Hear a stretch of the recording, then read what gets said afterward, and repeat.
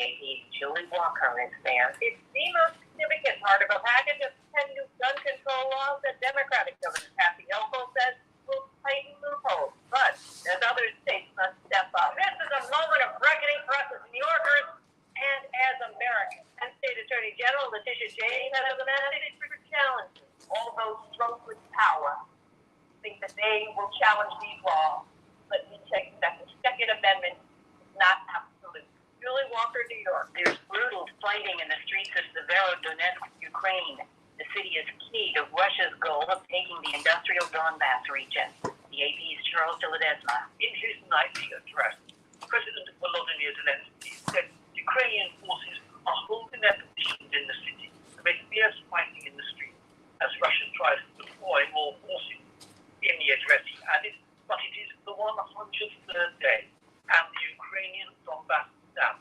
It stands firmly. British Prime Minister Boris Johnson is promising to get on with the job after surviving a no-confidence vote. It's primary day here in the U.S. in 7 states. The AP's Jennifer King. North of Los Angeles, 3 Democrats are vying to take on freshman House member Mike Garcia, a former Navy pilot endorsed by President Trump, whose district was redrawn with a more Democratic profile. In Iowa, 3 Republicans are competing to run against Cindy Axne, Iowa's lone U.S. House Democrat. Her Des Moines district was redrawn to include rural southern counties that have been strongly Republican. The iPhone messaging system's being redone, so texts can be edited after they're sent or even rescinded. This is AP News. First Lady Jill Biden helped to unveil a postage stamp honoring former First Lady Nancy Reagan.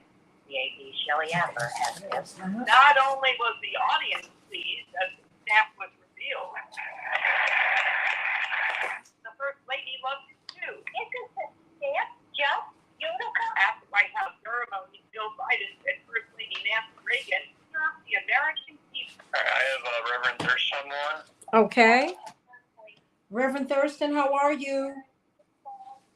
I'm doing all right. How about you? I'm doing well, sweetie. Just give me 1 minute. Give me 1 minute. 1 minute, 1 minute, 1 minute. I'm just trying to get these last little bits together. Okay, so there's that. I'm trying to get 1 or 2 things. Get that over here. Just get 1 or 2 things over here.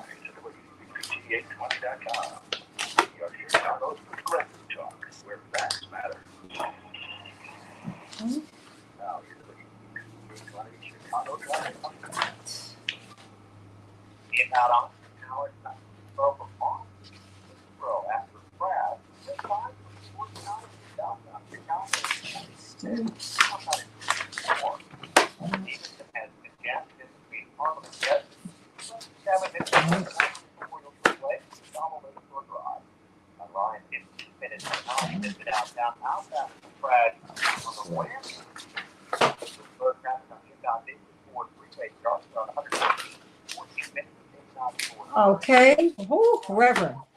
You know, I have to get some things in. I'm always looking at these headlines, right? I'm always looking at these headlines. Because I try to, you know, I'm like, it's the headlines no one's, you know, that are buried. Yes. So I'm always looking for those. But how are you doing? I'm doing all right. Okay, thank you so much for being so understanding. I mean, my weekend was We got like, 1 minute. my weekend was absolutely crazy. It was just, yeah, honey, but it was like so nutty. I was like, wait a minute, what am I doing? All weekend long, that's what I did. Like, what am I doing? What am I doing? I mean, like, wow. Because, you know, I mean, and I did that. I had the days wrong on some other event that my mother and I were supposed to go to. I was getting ready. My mother said, do you know this happened yesterday? I said, no. And I apologize because I know they were expecting to see us there. But we weren't there. Yeah, you know, honey, I'm just keeping up with everybody. So there you go. Yeah, part of life. Yeah. But I'm looking forward to seeing you when we get back. When you get back. All righty. So, hey, everybody. Woo, we got a lot to talk about today. How many of you want to get into business? Did you know black women are more likely to go in business than white women or white men? This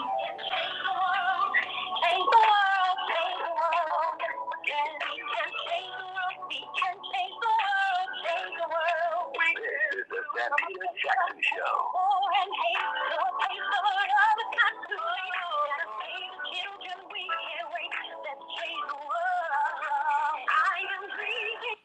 Hey, everybody. Welcome to the Santita Jackson Show. It's a joy to be with you on WCPT 820, the nation's largest progressive talk radio station, at AM 950 Radio, the voice of progressive Minnesota. I also want you to meet me on my YouTube channel, the Santita Jackson Show. Everybody, please meet me over there. Meet Linda and Samantha. But if you want to see me on Facebook, go meet Mark from DC. On the Santita Jackson and Friends page, and Jewel and Carol, not me, from Beverly Hills, and Lorraine. Oh my goodness, all my brothers and sisters. Thank you so much for being with me today. And thank you for, joining the family, being with each other. We've got a lot to talk about today. We're going to be talking with John Nichols, of course, about these upcoming January 6th hearings. What will we find out? And are you going to watch? Fortunately, they're going to be shown during prime time, so we will be able to come home and see these hearings. Are you going to watch? They're going to be well produced. A former producer from ABC News is going to be putting the hearings together, and they should have a television producer because it's going to be a television production, everybody.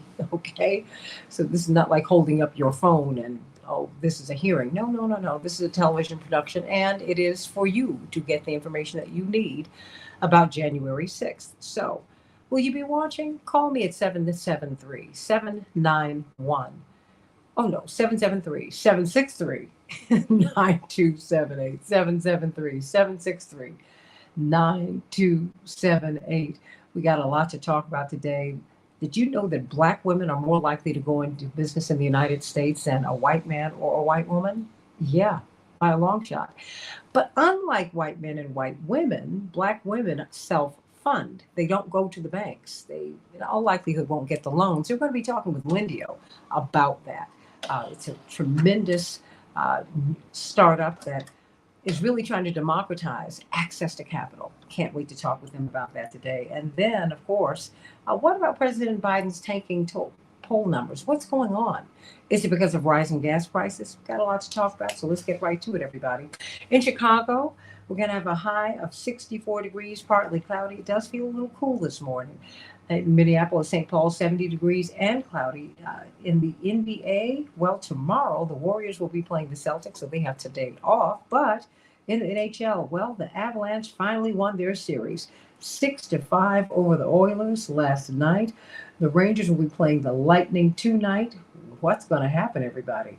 The Dodgers will be playing the White Sox today. The Cubs will be playing the Orioles, and the Yankees will be playing the Twins. In the WNBA, the Lynx will be playing the New York Liberty, everybody.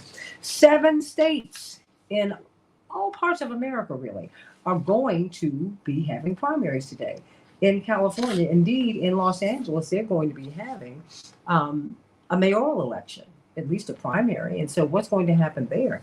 A former Republican billionaire who has to support a Snoop Dogg and Kim Kardashian, for example, he is running, and many progressives are crying foul. Karen Bass, of course, the former head of the Congressional Black Caucus, is crying foul. She said, wait a minute, you've been a Republican at least up until this last cycle, so we're going to see what's going to happen there.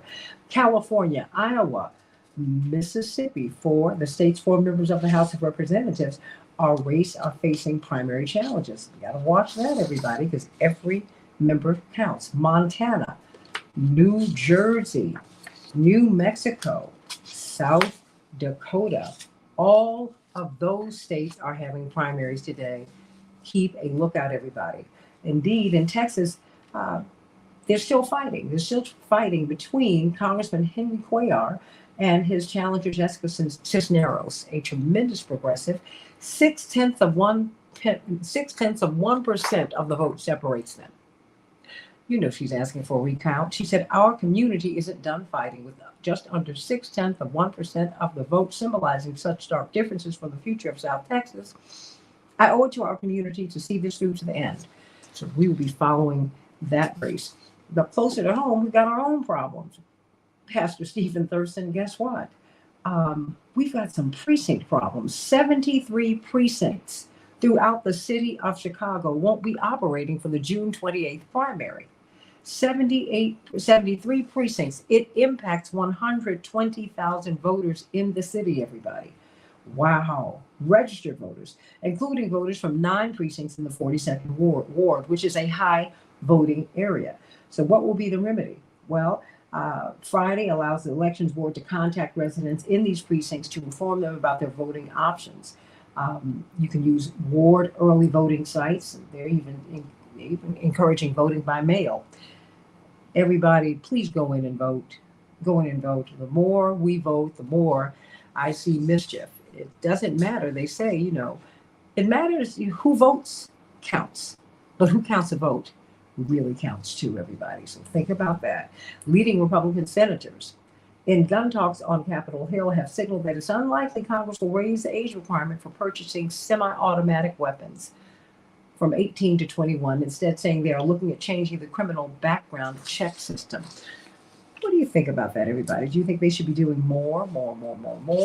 44% of GOP voters indeed say that, according to a CBS YouGov poll, 44% of these voters and 15% of Democratic voters feel that frequent mass shootings are an inescapable reality in the United States. In other words, they're telling us just to adjust to it. Mexican President Obrador is boycotting the Summit of the Americas. The exclusion of Cuba, Nicaragua, and Venezuela, he said, is unacceptable. Who is the United States to exclude 3 countries from the Summit of the Americas? Can't say that I disagree with him. In fact, I absolutely agree. So, everybody, let's get some good news from Pastor Stephen Thurston, even as we get this news, Pastor Thurston, that the U.S. wasted over 82 million. In other words, they discarded 82 million COVID vaccine doses from December 2020 through mid-May. That's over 11% of the doses that the federal government distributed. Wow. That's a lot. That's a lot. That's a whole lot of money. And we paid for that, everybody. Think about that. Pastor Stephen Thurston, there's a lot going on. A whole lot. Too much. Oh, what's the good news? Oh, it's too much every day. I'm like, I find the headlines and then I have to go, wait a minute, something else happened. 82 million doses of vaccine? What? There we go. Yeah. Listen, one of life's greatest paradoxes is when life is easy, everything seems easy, but when life is hard, everything seems hard. I think I've got some witnesses that can testify to that. Yeah. We tuned in today. This one keeps coming back to me, and I keep trying to figure it out. Why do we end up in these spirals of all good or all bad? How can we get out of the all bad faster the next time we find ourselves trapped there? How can we help ourselves to get out of there? Well, I want to suggest today that there's a first aid kit that we all can tap into. If I'm honest, I've had periods in my life when all seemed lost, when I thought my current situation would go on forever, and I convinced myself that suffering, it just had to be a part of my destiny. I call these periods the black hole. I'd manage to get out of them through some major lifestyle change involving my mind, my body, and my spirit.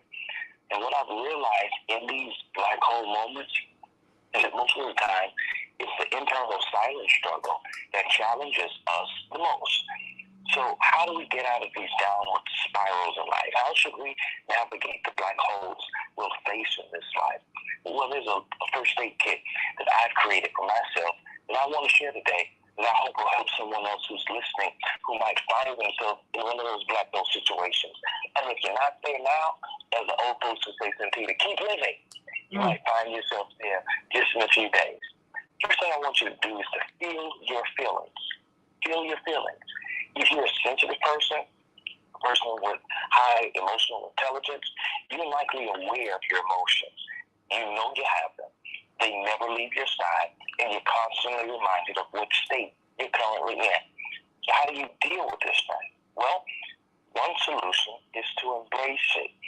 Be with your feelings. Sit down. Welcome the emotion that needs to come forth and feel it. You don't always need to understand them.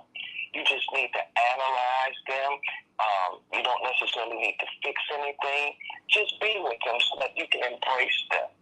Number two, I want to challenge you to let people in. Who in the world told us that being human in this day and age is going to be easy? And where do we get that crazy notion from? Life is not easy. Not always, anyhow. Life can be hard if we're honest about it. And so I want to challenge you to talk to someone that you trust. Remind them in advance that all you need from them is just to listen. No advice needed in this moment. You need the opportunity to just let it out, all of it. And just having someone to listen to can take you a long way. Number three, remember that you're not alone. Whatever you're feeling or experiencing right now, you're not alone. You're unique. You're special. But your experiences and emotions aren't. You didn't invent the feeling that you're experiencing right now. Someone else, somewhere else in the world, is experiencing exactly what you're experiencing right at this very moment. Maybe triggered by different things, but the emotion is the same. Gotta remind you, you're not alone. Here's what helps me most. Number four, to write it out. See, our mind has this nasty habit of getting stuck on repeat, some thoughts looping over and over again, and this is what will help. Grab a pen and some paper, or sit down in front of your computer and write your thoughts and your feelings out. Let it all out. Don't censor yourself or hold back. Take the pressure off by dumping it all out. And I believe that you'll find this exercise to be truly cathartic. Number five, get outside. Nature has an amazing healing ability. And every time I go to it for solace, I'm reminded of this fact. And it's amazing that I get to tap into something that's beyond what my mind can comprehend. I don't even need to understand it. I just need to sit down by some water, lean on a tree, feel the wind blowing in my face, and recognize that all of these elements in some way, shape, form, or fashion, they're healing me in that moment. Number six, remember, you're not dying. Our mind sometimes has a tendency to exaggerate just a little bit. Are you really in mortal danger right now? Is it really as bad as your mind is telling you it is? Is your life really about to end? Or is this just an emotion that you're experiencing? If you're breathing, if your heart's beating, listen, you're essentially all right. Your mind might be telling you a false drama-filled narrative about something that's not really playing out right now at this very moment.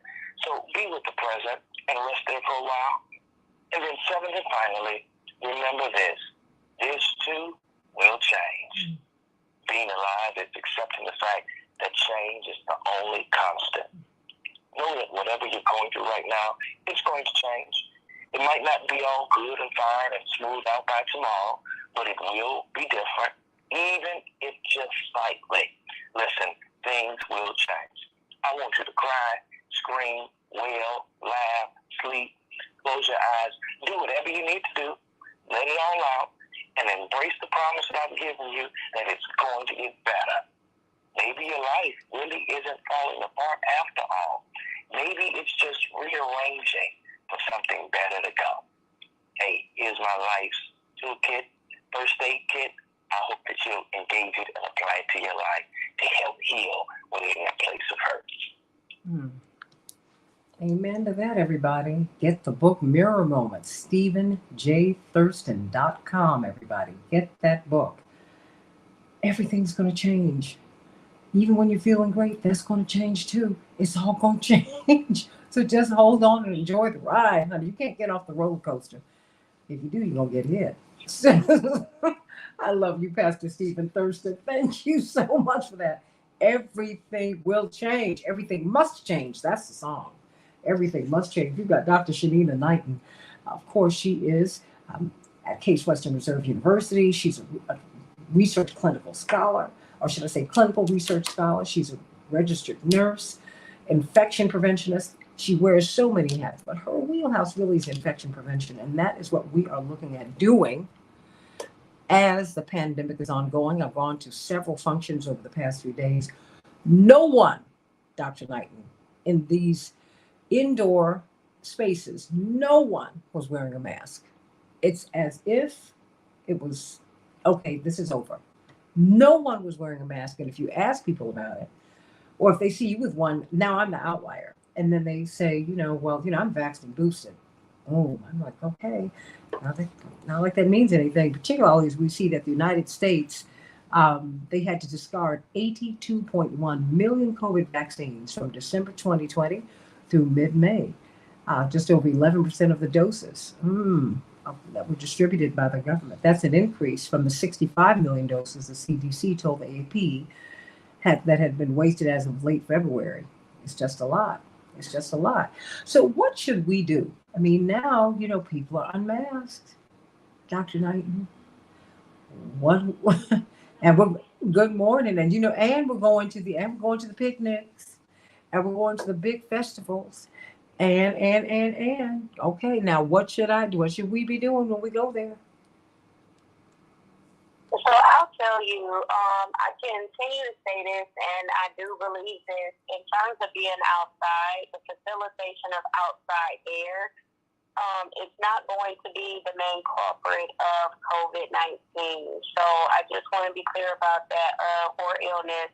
It is our activities. Meaning, for example, if we are out and we take our kids to an amusement park and they're holding on to the rails or the stairs as they're waiting to get on the ride, they're touching the rails on the ride and there's no cleaning in between, and that could be a risk factor for being able to get sick, not necessarily being outside. Same thing when you're at the cookout. It's going to be up to your behavior. So, are people cleaning their hands in between or before eating, and then after touching eating utensils before putting finger foods inside of their mouth?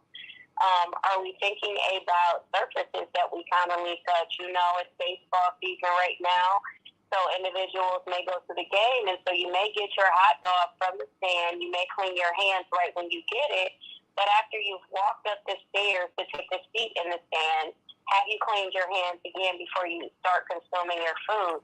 And so it's these kind of practices that we're not thinking about. And oftentimes I tell people, I come across individuals that will even tell me that a sneeze is not a sneeze or a cough is not a cough, when in fact, anytime you have, let's say, or something like that, there's some projection of something that comes up and some droplets that may potentially come out. And so one of the issues that we have is this notion that people really do have to understand that whether you're masked or not, cough etiquette still ensues, and you should still be coughing into your elbow, and that is with or without a mask.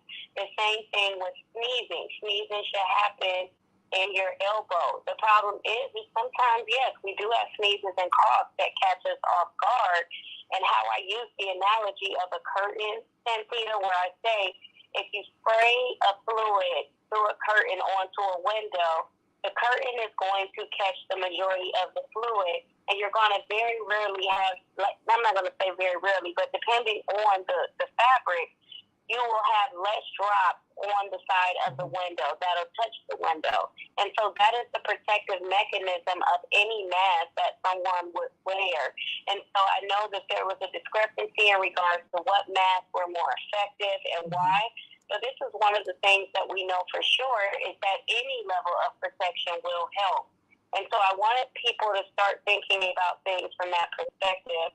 I'll actually, this upcoming week, be going to one of the largest infection prevention and control conferences in the United States. And yes, vaccination is required, but it is also required that we mask if we're not eating or speaking or active speaker on stage. And so simply bringing this up, that for an organization of individuals that practice infection prevention and control and create the guidelines, it is that model of practice what we preach, just to make sure that we're ensuring each other's safety as we are inside of a building. And so I just want to make sure that we're thinking about these mechanisms as individuals, because just as you can see, hand hygiene not only just protects you from COVID, but when we're looking at, let's say, monkeypox, right, where contact is causing you to have like these, I call them blisters, but you know, they can be pustules, bumps, however we describe them, on your skin, and that the most prevalent way to get it is through contact.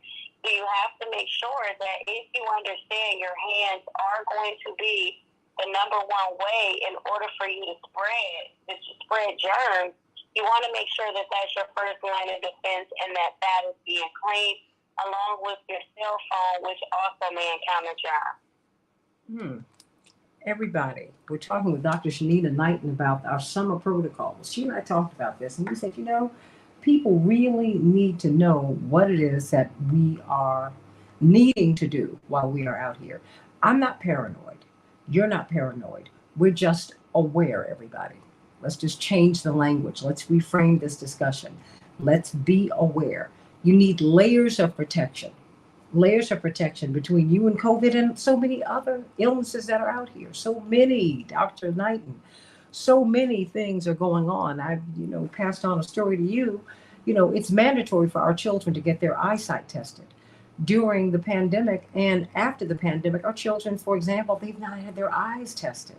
So many of our children are walking around with less than optimal eyesight because we're not paying attention, everybody.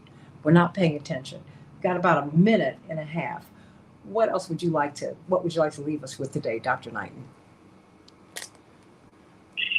More so than anything, I can't emphasize it enough. I would say the most important thing to leave people with today, Santita, is something that is the most simplest, and that is mindful hand hygiene. So we know that only 3 to 6% of people clean their hands correctly. And a lot of us have tended to overlook this simple but important practice. And so that is the first thing that I want people to think about is, if I am cleaning my hands, what is my process? Am I doing it correctly? Am I doing it rushed? And am I taking time to do it as it is the most important thing? It's almost like brushing your teeth or getting up and doing hygiene in the morning.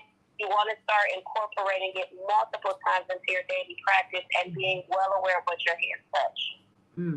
Everybody, think about that. The most important thing you can do, wash your hands, wash them properly, keep them clean. If you go out to the basketball game, the baseball game, WNBA, or the NBA playoffs, Major League Baseball, you hold the railings when you're trying to get through these stadia. You got to wash your hands. Yeah, when you get your food, and then once you sit down, you got to wash your hands. Just try to cut down the opportunity for COVID and any of these other illnesses to get you. We love you, Dr. Shanita Knight, and everybody go to @Hey Dr. Nina, @Hey Dr. Nina, @Hey Dr. Nina. That's her handle, everybody. I want you to get on over there and follow her so that you can really, really go through with her every day what it is that you can be doing to keep yourself healthy. We're going to be talking about President Biden's falling poll numbers now. What do you think about that? Is it the rising gas prices? They say Black people's support for him has softened. What does that mean? Ooh-wee. And then, did you know that Black women are more likely to go into business for themselves than white men or white women? Yeah, but Black women, Indigenous women, AAPI women, Hispanic women don't have the access to capital. Women don't have the access to capital. White women don't either. We're going to be talking about this so that we can figure out how it is we can get access to capital and really get all that we can. Get all that we can out of this American dream. I'm back with you on the Santita Jackson Show in just a few minutes.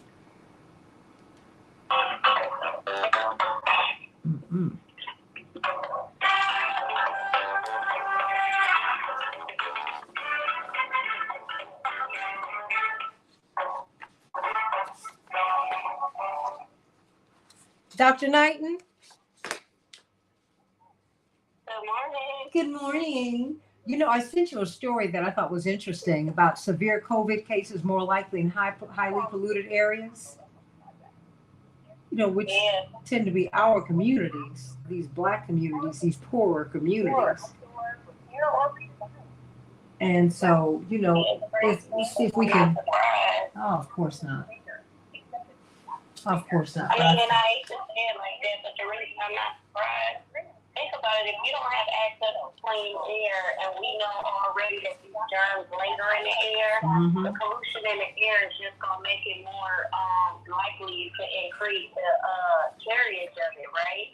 And then when we also think about that, think about contaminated water systems. So the fact that now we're able to use the water system to detect the level of COVID in areas, through the sewage, like that in itself could just tell us something. And so if we're accurately not cleaning correctly, and then you have that pollution that is coming up, meaning like you have incorrect handlage of waste, then all of that does seem to unfortunately be connected. Oh, wow. Joyce Anderson, mindful hand hygiene is a must, her emphasis. I'm not mad. That's right, Jewel. At Hey, Dr. Nina. That's right, everybody. I agree with her. The one thing, unfortunately, that downplayed and ignored, and you feel like I know people Santita that not been sick the whole pandemic. Yeah. Like normally they tell me that they say, oh well, I normally get a cold, I normally get this kind of illness, and I haven't been sick since I've been practicing in hygiene and infection prevention. And they talk about like the peace of mind and how wonderful it's been, to not have to not be sick. And I'm like, I can relate. It is a wonderful feeling to wake up and know how you're going to feel every day. I'm gonna tell you, until I got COVID, I was great. But I hadn't even thought about how packed I was on that plane coming home. I mean, it was packed. It was packed. It's something, all right? Like now, you've been sick, but now you know what it's like to not be sick. You're going to do whatever you can to not be sick because you went without being sick for so long. Oh, absolutely. And girl, I did try. And fortunately, I was able to come through it. And I think in a healthy way. When I look at looking at my oxygen levels, my blood oxygen levels, and all of that, the fact that my fever broke I didn't feel feverish, but my temperature, my body temperature stayed normal throughout. But you are very careful and cautious. My family, particularly, because their thing was, oh my God, look at what happened to mom and dad. Yes, Coach May. Ms. Jackson, I have Attorney Jones, I have Mr. McKee, and I have Shapiro up. Okay. The only person I'm missing is Robert Patella. He didn't answer the first time, so I'm going to call him again right now. Okay, well let me go to Shapiro quickly, and then. Yeah, and then we have about 30 seconds before I go back on. Fantastic. Hey, Shapiro, how you doing? I'm still recovering. I know you are. The wedding was absolutely beautiful. Your daughter and your other daughter, gorgeous. You looked gorgeous. Your husband was so handsome. All of you look just alike. So there we go. Dr. Knighton. I mean, and she put on a fabulous wedding.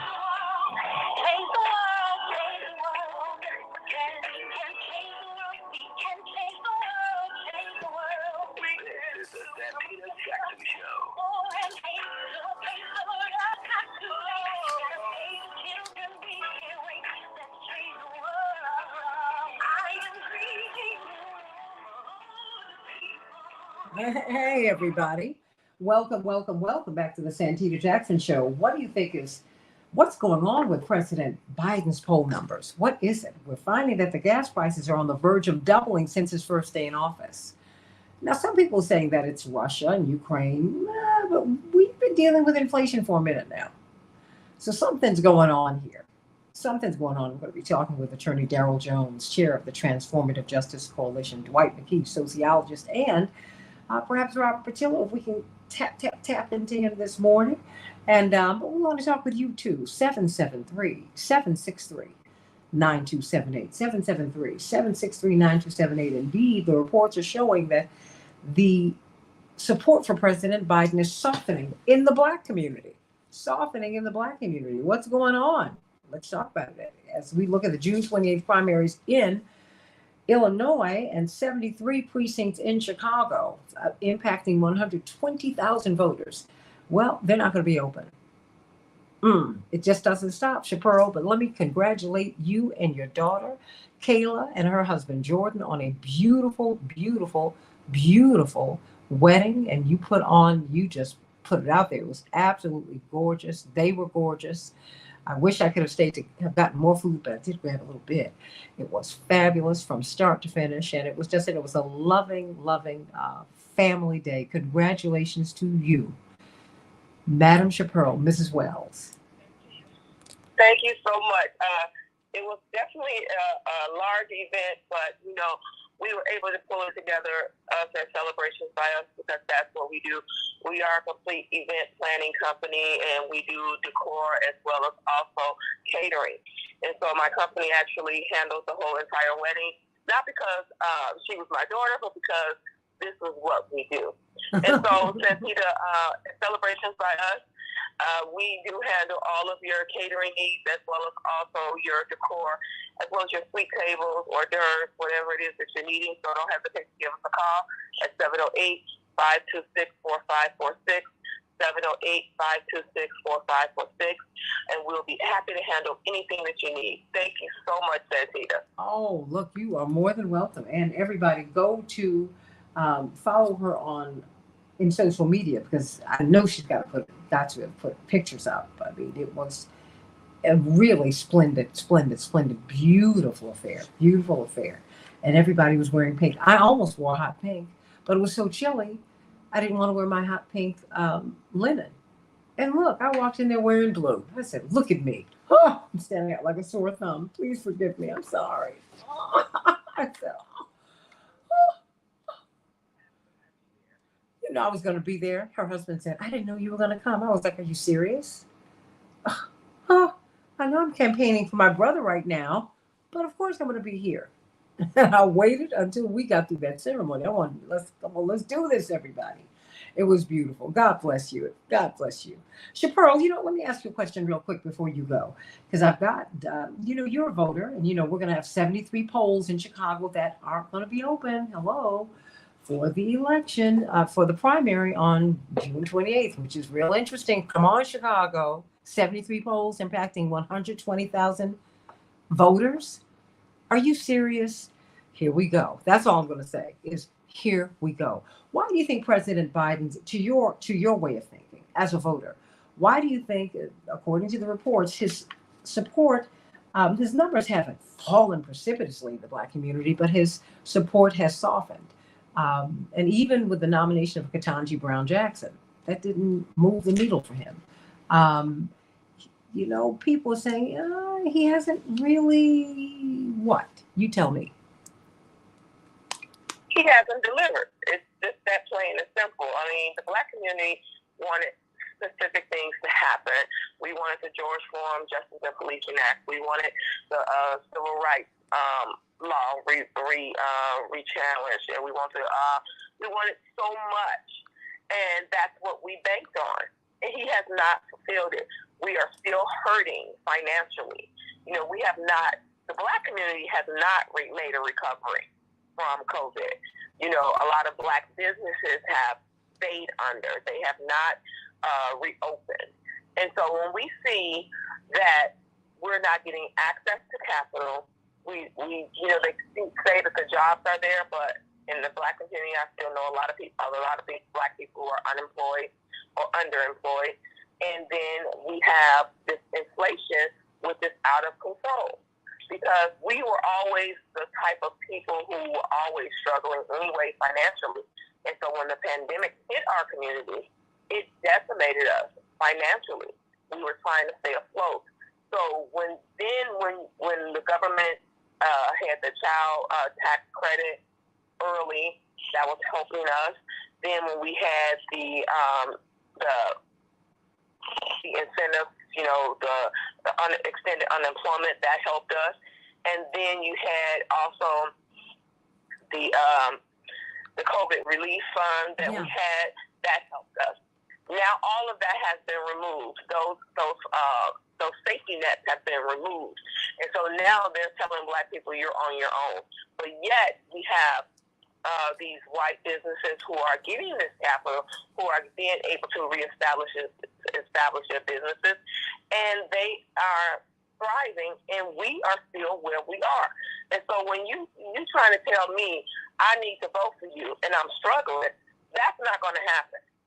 There is no enthusiasm out in the Black community right now for anybody, Black or white, because they're not listening to what we need them to do. Okay. You know, and I have to tell you, I think that President Trump and Ron DeSantis and, you know, this new anti-establishment fever and fervor in the United States and around the world, the masses of people are underserved, and they know it.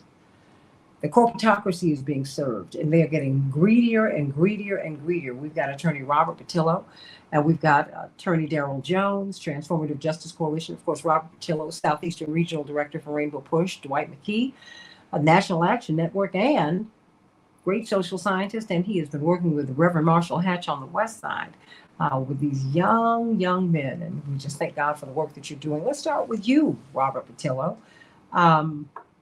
What's going on here? I mean, we see that the price of gas is on the verge of doubling since President Biden's first day in the Oval Office. But you know, that's not just Russia.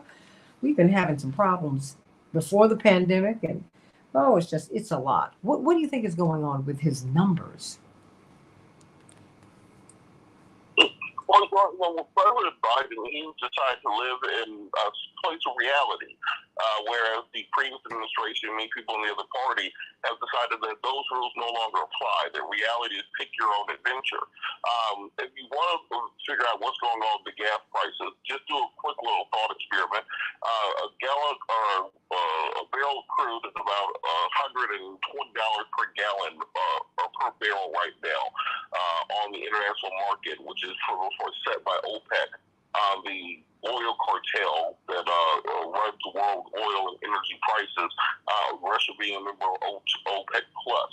So in February of 2020, right at the beginning of the pandemic, right smack dab in the middle of the Trump administration, that election year, we saw the price of a barrel of oil plummet to $37 per barrel. So it's $120 per barrel now. In February of 2020, it was negative $37 per barrel. Now, if the price of a gallon or the price of a barrel of oil dictated the price of a gallon of gas, then that means, by the same math, a gallon of gas should have cost you about negative 20 cents. So you should have got 20 cents a pump if everything was only up and up. The issue isn't production. The issue is in Russia. The issue is price gouging because the oil cartel can set whatever number they feel like for the price of oil. There's absolutely nothing that can be done on the international market. We've been in these petrol wars, so to say, for the last half century. That every couple of years, it just so happens we are going to war in some countries that is full of brown people that's on top of a lake of oil. The war in Ukraine right now is ostensibly a petrol war. Ukraine, they found about 4 trillion cubic meters of oil and natural gas resources all the Crimean Peninsula and throughout the southern part of the country. As you look at the areas that Russia is invading, the Donbass region in the east, Luhansk, Donetsk, down to the southern part of Ukraine, so in the southeast, they just captured Mariupol. They are now working over towards leading their forces to Crimea. Then they're going to continue on to try to take Odessa and then connect with Moldova, the other kind of Russian puppet state in the region. Well, those are all the areas where they found all the oil and natural gas at. Also, you have to look at the fact that prior to the war, Russia was being charged and tariffed by Ukraine for every barrel of oil that went through their Ukrainian territory via pipeline or via truck. So Russia was being charged literally billions of dollars a year from Ukrainians just to move their hydrocarbons across Ukrainian territory and into places such as Germany, where you had Nord Stream 1, which was previously constructed, and then Nord Stream 2, which was in the process of being constructed.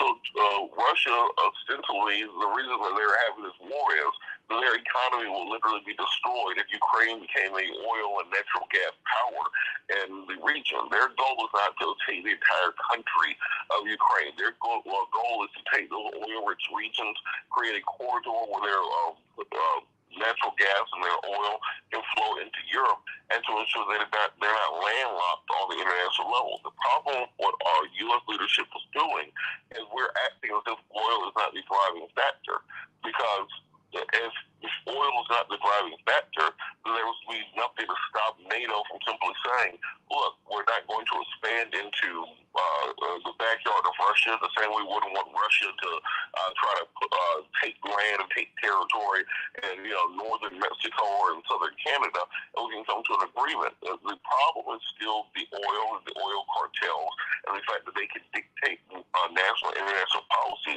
and you're going to have some kind of bipartisan agreement here in the U.S. to get us off of this oil and natural gas habit, or else we can continue the states of war for as long as any of us can see into the foreseeable future.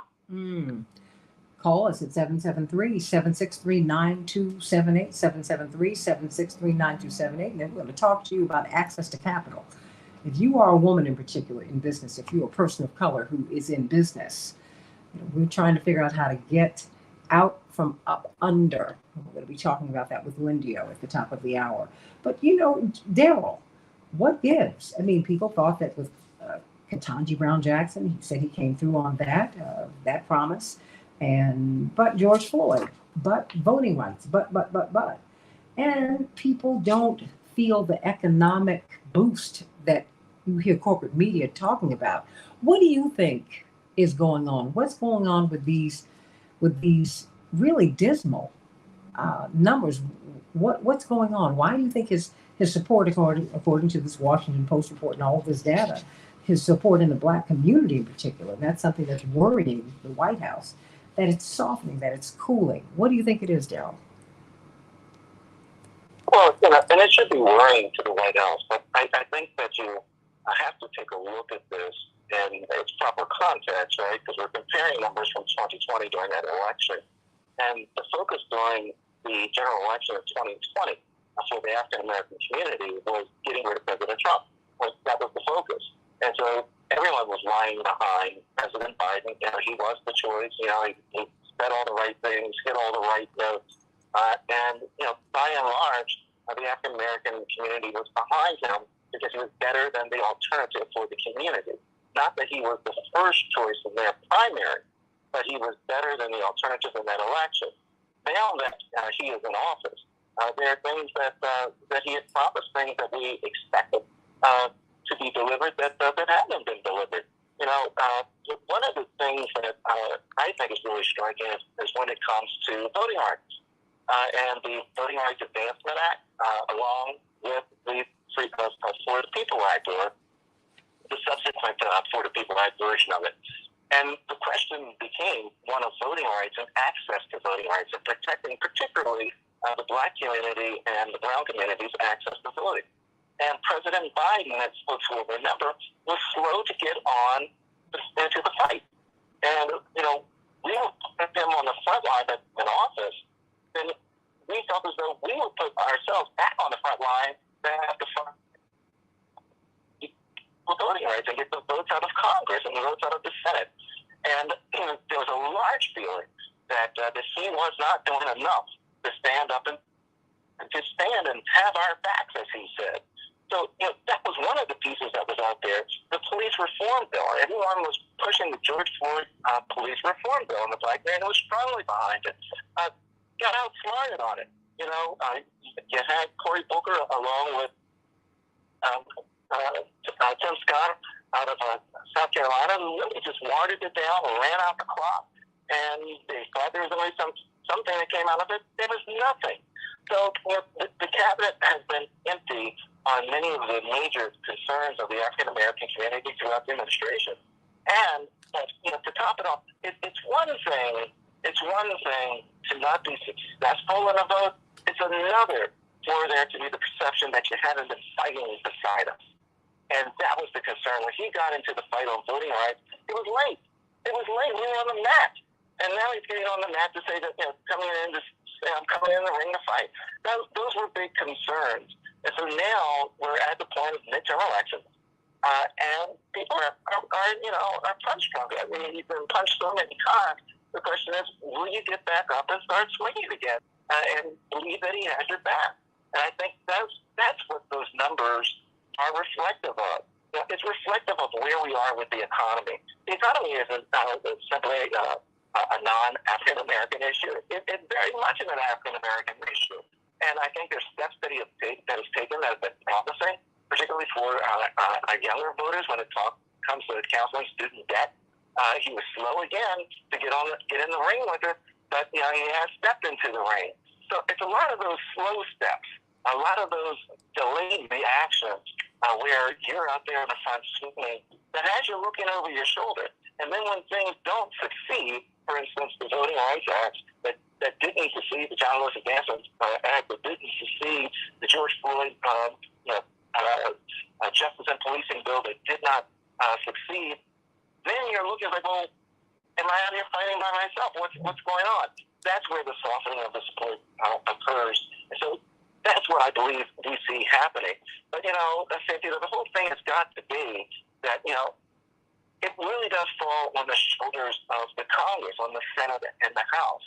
Our president is taking the brunt of it because, he's the one we need to be in the middle of it fighting. So part of the response has got to be, we need to secure more support within the Senate and within the Congress. And so this midterm is going to be extremely important because what will happen is that if those that are best representative of the African American community's interests are not elected to office, then you're going to see a true erosion of the very rights that we've been fighting for all along. And can rest assured that had this been a 48-50 or 48-52 U.S. Senate, we wouldn't have Ketanji Brown Jackson as our incoming Supreme Court Justice. So we've got a lot of work to do still to try to push forward and being certain that we secure a lot of the interests that the community has. Amen. Of course, you will be on the air today, just not too long after you get off of here. Where can we hear you and Barbara online? We're on barbaraonline.com every Tuesday from noon Eastern Standard Time to 1. And we're going to be talking about voting rights today, as a matter of fact, and access to the poll and all the movement that has been going on with regards to the security, election security. So it's going to be a very interesting show. We got WOL AM 1450 in the DC area, and it's from noon Eastern Standard Time until Wednesday. All right, everybody, and please check that out. And of course, CK will be on at 10 o'clock Central Standard Time, 11 o'clock Eastern Standard Time on WAOK in Atlanta. And of course, Robert Patillo is there every Sunday from 1 to 4. Before I go to Pam, Dwight McKee, the softening in the community. I mean, what is going on? It's not as if you and Robert didn't predict this. Well, the fact of the matter is our support for Biden was always soft. It was up to him to make it hard. It's most real progressive blacks wanted Bernie. Your father endorsed Bernie. Cornel West endorsed Bernie. Our real first choice was Bernie. We really just went with Biden by default. So it was a reluctant endorsement to begin with, hoping that he would change his stripes and make it hard. The fact of the matter is he was just being consistent with his positions historically. The reality is Biden did succeed, and he was a very effective politician and president, just succeeded in getting the Air Force to take all of the Afghanistans out when it was time for that war to end. He was effective in getting the Ukrainians $80 billion when it was time for them to go to war. He was effective in reselling them into the United States and getting them jobs and housing. He was very effective for other people. He just wasn't effective for those in the black community that put him in office, because his first allegiance is not to us. His first allegiance was to them. And his energy went into that. And he succeeded very much into that. In fact, they got more money than they asked for. Whereas there always was some question in terms of our turn for resources and investment. So when it was time to forgive the student debt, he was fairly nebulous on. When it was time to let the Haitians in, he was consistent with it. He sent them back to the island, and he had them beat. He didn't personally have a beat with the horses, but he didn't intervene. The things that he could have done by executive order, he didn't do. And the things he could have done by trying to coerce the Congress to deal with, he didn't do. It was only those things that were important to him that had international implications that dealt with European white people that he was efficient and expedient on. Well, everybody, I tell you what, you need to make sure that you're still registered to vote. I do hope that even though you didn't get everything you wanted, you got who you wanted. Now you got to get what you need. I told you when we're in the election season, you need to get what you need before you get who you want. That should determine who you want. That having been said, we've got some real choices to make. When you don't vote, that is a choice. Pam, we're going to speak to you during the break, but we're coming up talking with LENDIO. They are a tremendous startup, and they want to help you get access to capital. They want to democratize access to capital. In fact, really, really quickly, Daryl, you and Attorney Argwine are having a really big seminar at the Rainbow Push Conference, which is June 18th through the 22nd. June 18th through the 22nd at the South Shore Cultural Center. It's free, everybody. Just in less than a minute, what are you all going to be doing at the conference? I know you're going to be talking about voting, Daryl. Oh, absolutely, Cynthia. It's going to be one of the huge voting rights conferences that's going on. We're going to have folks coming in. We have Natasha Brown from Black Voters Matters coming in. We're going to have Hygiene coming in from Rainbow Push. We're going to have folks coming in from around the country to talk about voting rights, the challenges that are there, the attack that's on the Black and Brown community on voting rights, and not only that, but how to fight back, how we're fighting back, and how we're going to win. We're really excited. Kristen Clark is going to be joining us from the U.S. Attorney, from the U.S. Department of Justice. It's going to be an exciting event. You will not want to miss this event. Of course, Barbara Arwine is going to be there as well. And oh my goodness, Helen Butler with the Georgia Coalition of the People of Virginia talking about what's happening down in Georgia. It's going to be an exciting panel conference and discussion regarding protecting our voting rights, Santita. Everybody, go to rainbowpush.org, rainbowpush.org, rainbowpush.org. Go on and get registered for the conference. It's free. It's free. That's going to be free. You don't want to miss that. You don't want to miss that. Can't wait for you to get here, Daryl. We're going to have a good time. I can't wait. All of these conferences are always so great. Let's talk about getting access to capital. Did you know that Black women are more likely to go into business than white men? Than white women. We just need access to capital. Back in just a minute. Very quickly, can we go to Pam?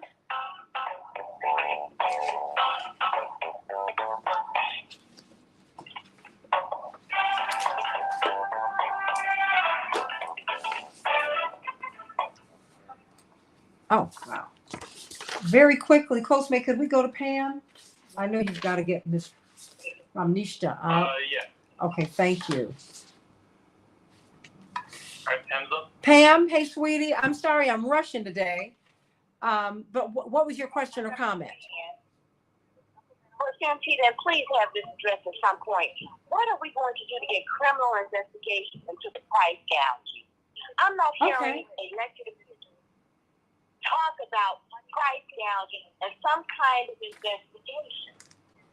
And as it relates to gas, I just remember a flurry of a Trump administration, particularly Jared Kushner, going to Saudi Arabia. Now, I don't know what arrangements were made or what deals were made that are now impacting what's going on right now with these prices. So, Santita, please we need some criminal investigations about price gouging. I hear you. You're right. You're absolutely right. You're right. And I'm just telling you, we have Reverend Wilson giving out gas cards. That's all well and fine, but I wish Reverend Dr. Wilson had his influence to talk to some of these CEOs and owners, Santita, about their prices. It's wonderful for your philanthropy. But what about the influence? And really can help make some change. And I just feel like working class people, your dad, we're out here trying to make things happen. And then you just have wealthy other people just don't, let's just, give out gas cards and let that be enough. Yeah, you don't want charity, you want parity, right? Exactly. Right. And I want accountability. So that's what I'm asking. We need criminal investigations and tell me what to do, I'll do it to get it started. Well, I hope, number one, I hope you'll be at the convention because we're going to be talking about that. Inflation is being driven by corporate greed. I mean, all of these studies are coming back and showing that. So, and maybe we can talk about that tomorrow. Okay. Would you like to hear that? I'd appreciate that. Okay. And as for the capital, when are our, you have this phrase, Black Twitter, because we have such an influence. I don't see our startup businesses growing and getting. No. Well, you know what, Pam, stay right here. I'd like for you to speak with Ms. Ramnishta. Okay. But okay, because I know that's a real. Ms. Ramnishta is actually up right now. I think she is. Ms. Ramnishta? I am here. Hi. Well, you know what? This was Pam is a carryover from the other segment, but clearly economics, money is a real issue. I'm so glad that you're here today. We've gotten like 2 or 3 calls already about getting the money and so this is Pam, one of our regular callers, Miss Pam. This is Ms. Ramnishta, and I'm so glad that you're here with us today. Thank you so much for being with us. But do you mind answering a question that she would have when we get on the air? Yeah, happy to answer any questions around access to capital. I think that's all she wants to know. How can we get access to capital? I mean, when you dig down into all of this information, into this data, and you find out that Black women are, really more likely to go into business than white men or women, and but we self-fund. And it's just hard for us to stay in business. So, let me not step all over the headline. I'm just glad that you're with us today. And I want to make sure. I'm excited to be here. Oh, I'm very excited. Access to capital is a real thing. Yes, indeed. So you tell me. So we're not on air now. No, we're just on Facebook Live. We're coming. They're playing the commercials, and we're going to come right up in about a minute. Okay. All right. Perfect. I have to look. We always try to get you on just to make sure that we've got an integrous line. But Pam, I want you to wait right there, and you will be able to ask Ms. Ramnishta a question when we get back. Okay. I think she's there. No, she is. I just put her on hold. Okay, thank you very much. And is it it's Donata, right? Correct? Donata, yeah, you can refer to me as Donata. Well, I heard you pronounce that, but people have jumped all over my name all of my life. I don't know why, because it's phonetic, but so I'm very sensitive to people who have names that everyone doesn't see every day, at least in this part of the world. But I'm so glad that you're with us. Because a lot of people are very, very interested in what you have to say. So I'm going to give you the runway to say it. I've got a lot of data, but I'm not going to get into all of that. Well, it'll just kind of guide what you're doing. But thank you for your work, because I have been following you now. And I really appreciate what your mission is. I really, really do. Thank you so much for what you do. I'm very passionate about that. Very, very passionate. You know, I'm going to ask you, if you don't mind, when we get on the other side, I'm going to ask you why. That might be the question I ask. You know, yeah. I mean, because it's. Happy. I'd like you to share. You might be surprised with the answer, but I have quite a journey to have gotten here, so I'm happy to share. Well, no, thank you for that, because I think it will help people. It really will. You know, because people want a path to upward mobility. And it's here. It's just some people get the money, some people get the breaks. You know, Elizabeth Warren said the system is rigged, and she's right. You know. So thank you for your work too. It is. I mean, the data is clearly showing it. It's not an opinion. It's backed by data. Well, there is a bias in underwriting and story, you know? Oh, look, I'm so glad. I'm just really glad that you and LENDIO are working to do something about it, because that's what we need.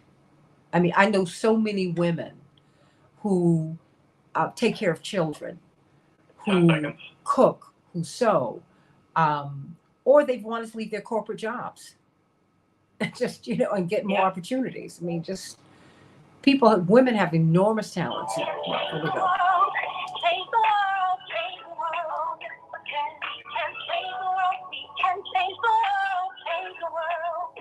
This is the Santita Jackson Show.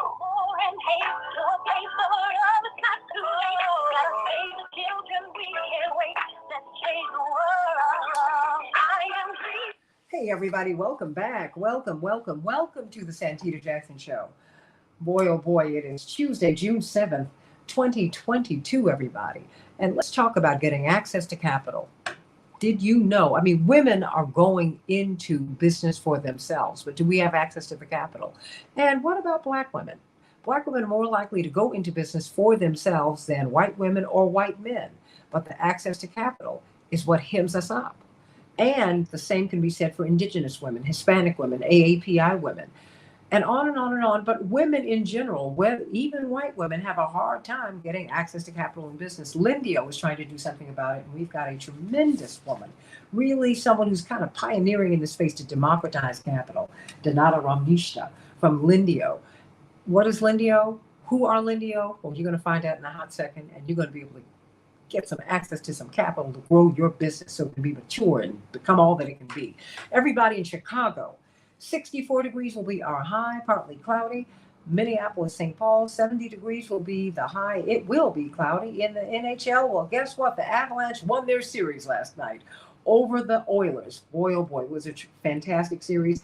And the Avalanche 6, the Oilers 5. The Rangers will be playing the Lightning tonight. Who's going to be playing for that Stanley Cup? We're going to find out very, very soon. In the NBA, well, the Warriors and the Celtics are off tonight, but they'll be back tomorrow night. The Dodgers will be playing the White Sox today. The Cubs will be playing the Orioles. And the Yankees will be playing the Twins. In the WNBA, the Lynx will be playing the Liberty. Yay. But today is Election Day, everybody. 7 states, California, Mississippi, Montana, South Dakota, New Mexico, Iowa, and New Jersey, will be holding their primaries. But we're still holding out in Texas. Henry Cuellar, Congressman Cuellar, and Jessica Cisneros, a really, really forward-thinking progressive, 0.6% separates them. She said, we're going to have a recount. Wow. She said, look, it's clear we got to divide in our district. We owe it to the people of this district to find out who voted for whom, everybody. In Chicago, we've got some precinct problems. June 28th is when we have our primary. 73 precincts in Chicago will not be operating for the June 28th primary. Please find out if it's your precinct. 120,000 voters will be impacted. 120,000, including 9 precincts in the 42nd ward, which is a high voting ward. You must find out if you're going to be able to go to a ward early voting site or if you'll need to vote by mail. I would prefer, quite frankly, if you go to a ward early voting site, you need to do that. Just cast your vote. That's very, very, very important. Even as we're watching the debate about the GOP, guess what? 44% of Republican voters and 15% of Democratic voters feel that we just need to accept mass shootings. It's just endemic. It's part of life. What do you think about that, everybody? And Mexican President Obrador has come through on his promise. He said, look, I am not going to be at the Summit of Americas if Cuba, Nicaragua, and Venezuela will not be there. He's still going to be at the White House next month, though, but he will not be at the Summit of the Americas because he said America, the United States of America, should not be the ball or shot caller, if you will. They should not determine who comes and who does not come to the Summit of the Americas. Hey, everybody, if you're purchasing a home in Chicago or around the country, if you need to refinance your home, if you have poor credit, if you are securing a VA loan, if you need a reverse mortgage, go to Team Hochberg, 855-56-DAVID, 855-56-DAVID. You can join thousands of other CP listeners who have been able to come up out of a financial hole because of Team Hochberg, everybody. Team Hochberg. And you can listen to David, who posted this 5-star review on Google. He and his wife made good money, but guess what? They had $45,000 in credit card debt. They went to Team Hochberg. They got a free consultation, and guess what? Then they were able to set up a plan, and they were on the road to financial freedom. That can be you, everybody. Go to 56david.com, 56david.com, or call them at 855-56-DAVID, 855-56-DAVID, so that you can get up out of this financial hole. Everybody, let's talk about women in business. This was a she session. Women were the first to leave our jobs. We were the first. You know, women always work a double shift, right? You work at home and you work outside of the home. That having been said, we saw the Black community, poor white communities really get whacked by this pandemic. But we saw women really, really, really take a hit because we had to leave the workforce in record numbers as we were entering into the workforce in record numbers. And so now, as has been happening before the COVID pandemic, women are going into business. And no one is going into business more than Black women. Indeed, Black women are the fastest growing group of entrepreneurs. They are more likely to go into business for themselves than white men or white women. But there's a bit of a problem: access to capital. You know, if you have a business, no matter how large or how small or somewhere in between, you need access to capital. You need bridges. You need loans to make it through. And these women don't have access to that. Black women don't. Women of color, AAPI women, Hispanic women, Asian women don't have access to the capital. Well, you know, into the breach steps LENDIO. LENDIO is a very, very interesting company who are doing a lot of great work. They're trying to democratize capital, everybody. And none more than Donata Ramnishta. Indeed, she is a fintech executive who does fantastic work. She also leads their lender and partner acquisition section. And I want to talk with her because she has a real passion for this work. And I have been struck by that as I've been following you, Ms. Donata.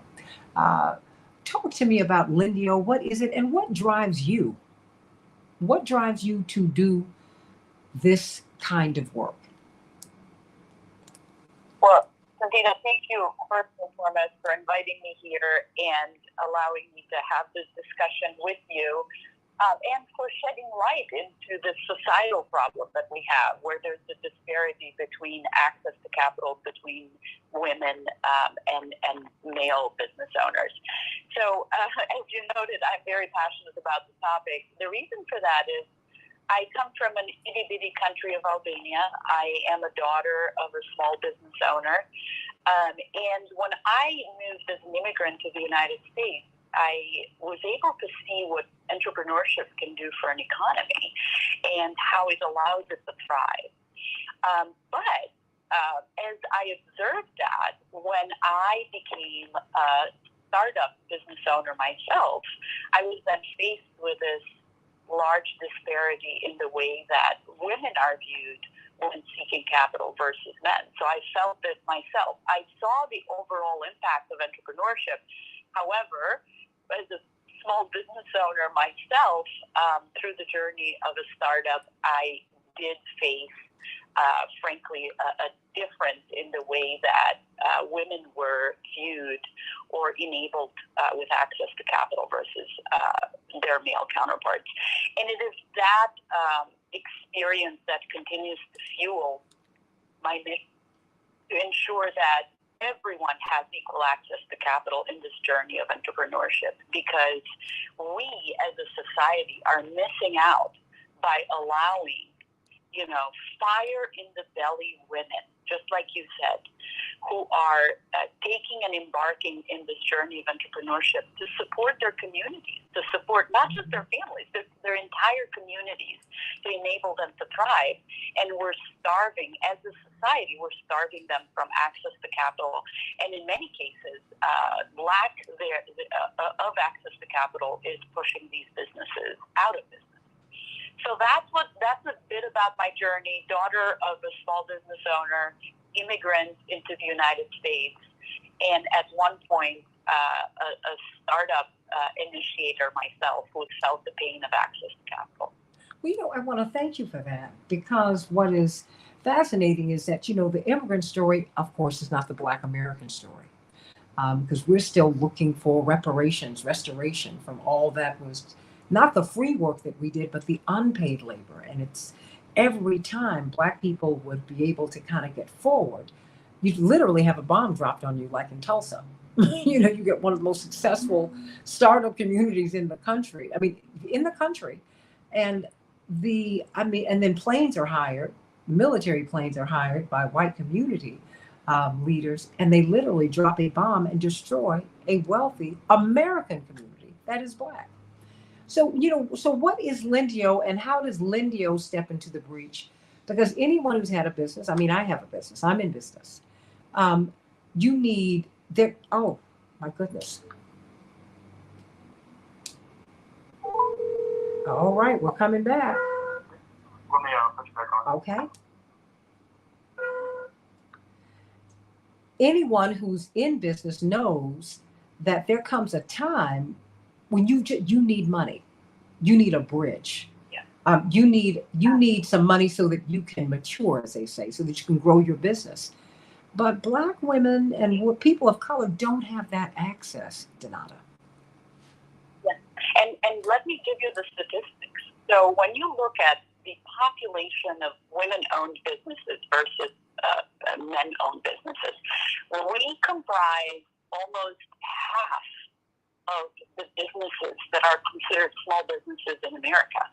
However, when you look at the capital expenditure to female-owned businesses versus male-owned businesses, we only comprise about less than 25% of that. So think about it, the gap, right, that exists. So half of the businesses in America are women-owned, yet the extension of capital, it's only about less than 25%. So the statistics speak for themselves. In addition to that, there are studies that have been done through the Paycheck Protection Program that indicate that traditional lending disfavors not only women-owned businesses, but Black-owned businesses specifically.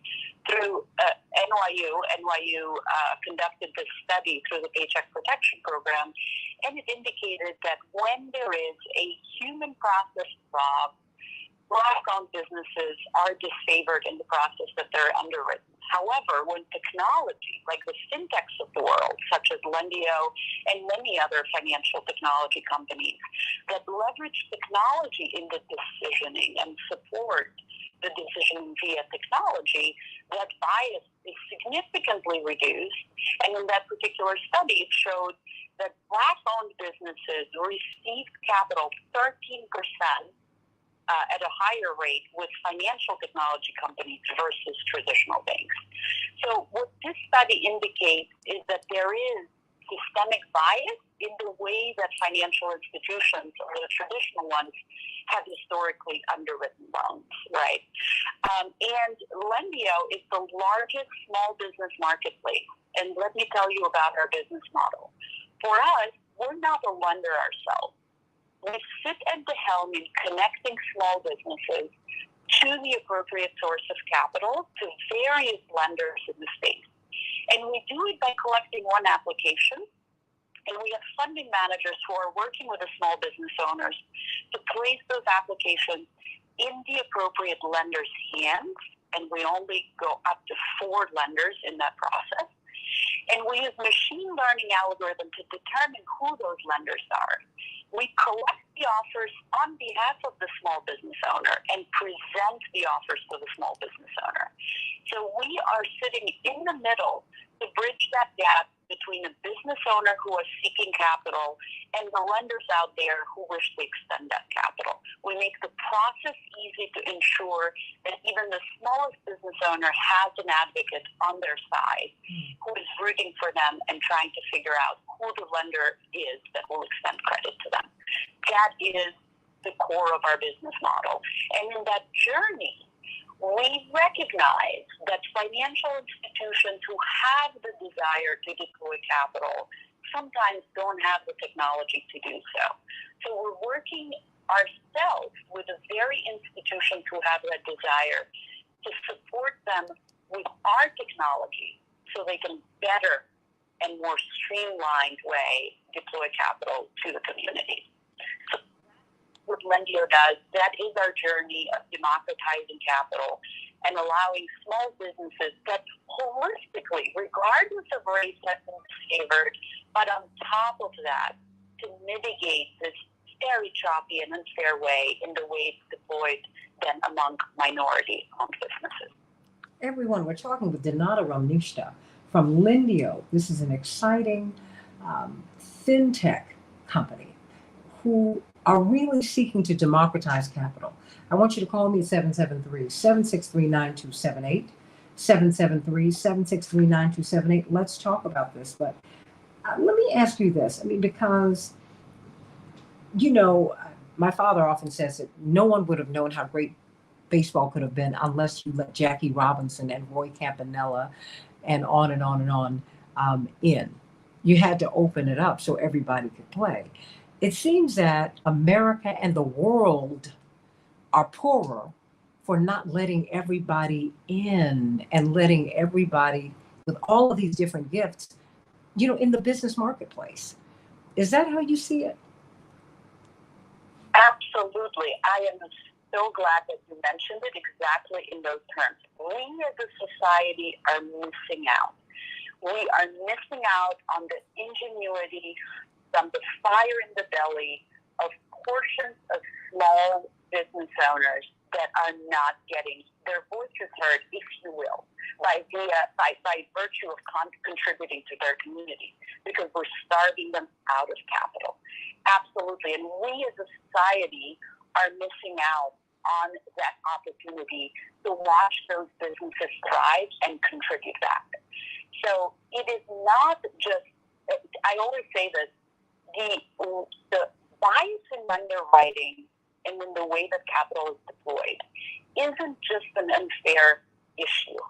It is us as a society missing out, and the institutions themselves missing out on viable business opportunity by not properly deploying capital in an equitable way. So fundamentally, it isn't just a matter of fairness, which, trust me, it is. It is also a missed opportunity for businesses themselves who are in this endeavor to deploy capital, one, and two, and very importantly, we as a society are missing out. You know, because I see that you have been opening up the doors for particularly young Black women in business who took a hit during COVID.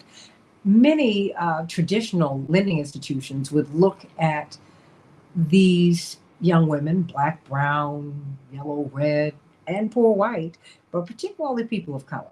Let's just keep it 100 here. Let's keep it real.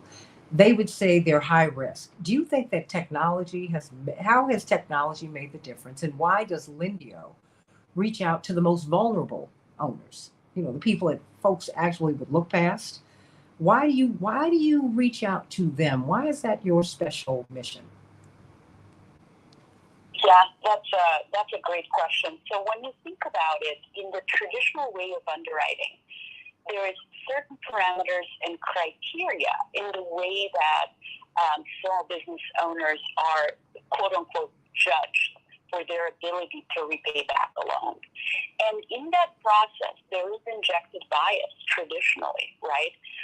I'm taking this as an example. Potentially the zip code where your business is operating could indicate to a bank based on, processes that have been institutionalized for years, that you may be a higher risk, right? And what technology is doing is saying, no more should we look at those, sort of mundane metrics. We're moving forward towards looking at the data for risk management that is more appropriate to the actual health of the business and the decisions that the business owner is making, right? Versus circumstantial factors that are in nature.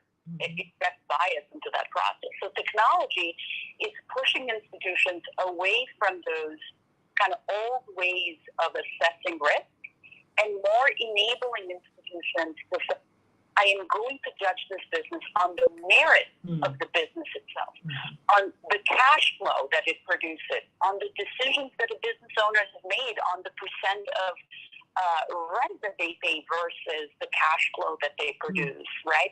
So it's moving away from the old metrics and the old variables and now looking at more of the variables that are, frankly, fairly indicating whether a business will thrive or not. That's what technology is enabling in this case.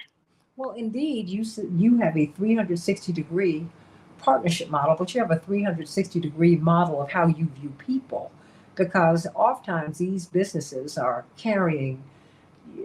My father's had a staff for more than 50 years. He said, you can't fire people. He can't fire anyone, quite frankly. He said, because when you're firing someone, they're not able to pay rent or mortgage. Their children won't eat. And so I think that these smaller businesses make those kinds of decisions every single day. And that's why we need LENDIO. That's why we need you and your passion, bringing this experience in which you have not forgotten what it was like being on the outside. And I just thank God for you today and for the work that you're doing. Donata Ramnishta, I want you to, the last 2 minutes belong to you. Well, the last minute and a half, actually. Ooh, it belongs to you. Well, the only thing I was going to add to what you just said, Santita, is that it actually takes all of us. It takes all of us to put light into this issue. It takes us as a lending community to continue to push forward on leveraging technology so more businesses are supported. It takes the business owners themselves to amplify their voice. I mean, I can't stress this enough. It takes other customer or service providers that work with small businesses to continue to amplify the importance of deploying capital to these business owners. So my message is it takes all of us to shed light into this so we collectively as a community can ensure to work together to deploy capital fairly to all small business owners. So I'm very appreciative. And if you need any help, LENDIO.com is there to support you. There's other financial technologies. There's the community banks. There is CDFIs in your local communities who are pushing forward to help us democratize capital. Amen to that. I love it. LENDIO, everybody. That's right. LENDIO, LENDIO.com. Go on there. They have a wonderful video that just takes you right through their process. And they've really scaled down the process so that it's not an intimidating thing for you to do. It's not. And you might be surprised at the help that you can get. You've got a lot of gifts, you've got a lot of talents, and you deserve the support that LENDIO is trying to give you. Donata Ramnishta, I cannot wait to have you back on the show. We've got to talk more about this. Young lady. Young lady, everybody. You keep on doing great work. What are you talking about? You're getting us some money. Are you kidding me? A diverse network of lenders. LENDIO enables small businesses to get multiple loan products to you, everybody. LENDIO.com. Can't wait to have you back, Donata. Can't wait to have you back. And I'm so glad that you're an American now. Love it, love it. Love it, love it. Absolutely. And we want America to work for everybody. And that is the point. That is the point. John Nichols coming up, everybody. America wasn't working for some people January 6th, and he's talking about this televised production that we're about to see so we can see just what happened January 6th. Back in just a minute, everybody, on the Santita Jackson Show.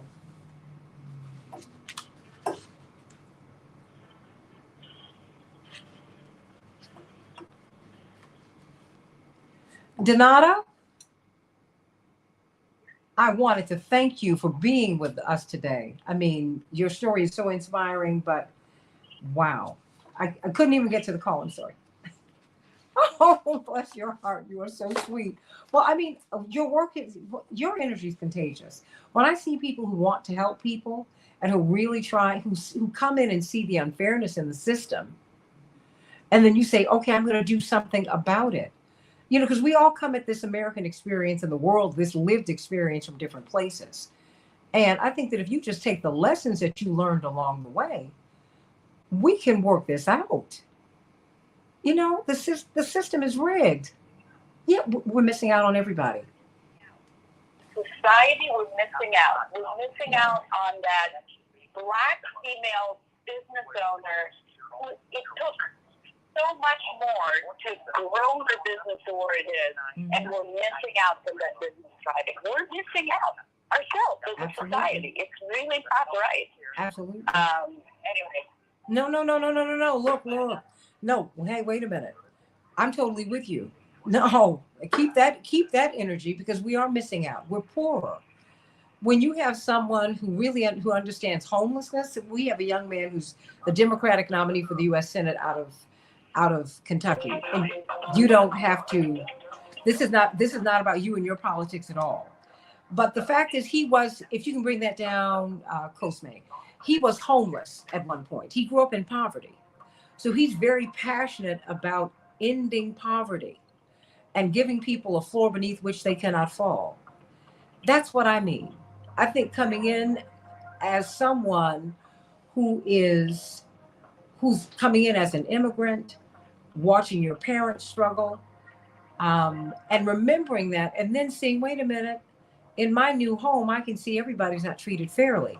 That means a lot, Donata. It does. And I want to thank you for that, because that is not the path that you have to take, but it is the path that you're taking. And I, for one, am deeply appreciative. And I just had to thank you for that. Well, the pleasure is mine. The satisfaction is immense, really. I mean, when you see a small business who couldn't get access to capital finally get it and see what they do with it, there is no greater pleasure than that. Oh, wow. Well, I hope that you will come back. I really do. I look forward to it. Are you kidding me? I hope so. Thank you so much. Yeah, because we're going to find some women and we're going to help them. I tell you that. We're going to do that. I'm going to work with you on that. I am. Oh, yeah. I mean, because I just know several right now.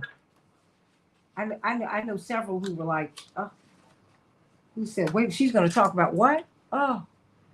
I mean, and some of them are doing well, but they could be doing so much better, you know, if they just had some more money. You need money to make money. That's it. But thank you so much. Blessings to you, and my love to your team. Your team is fantastic. Just so that you know. Thank you so much. Thank you, Dar. Thank you. Have a great day. Absolutely. Thank you, Donata. God bless you. God bless you. Bye-bye. Bye-bye. Is this my dear friend? Oh, we have how much? About 30 seconds. Okay. John Nichols is up. Okay, is this my dear friend, my brother beloved, John Nichols? I am here, yes. I'm giving you a lot of runway today, but you know what? Well, I might ask you about what's happening down in Texas with Cisneros and Cuellar. Yeah. But let's get into this January 6th. No. Let's get into this January 6th, because this is this reminds me of Watergate when we were kids, right? The wall-to-wall coverage of these hearings was like, let's just remember that summer. That was all that you could see.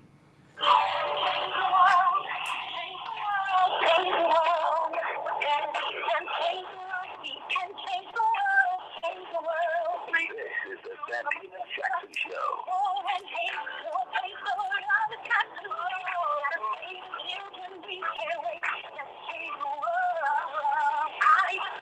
Hey, everybody. Welcome to the Santita Jackson Show. It's Tuesday, bottom of the hour. You know what time it is. It's John Nichols time on the Santita Jackson Show.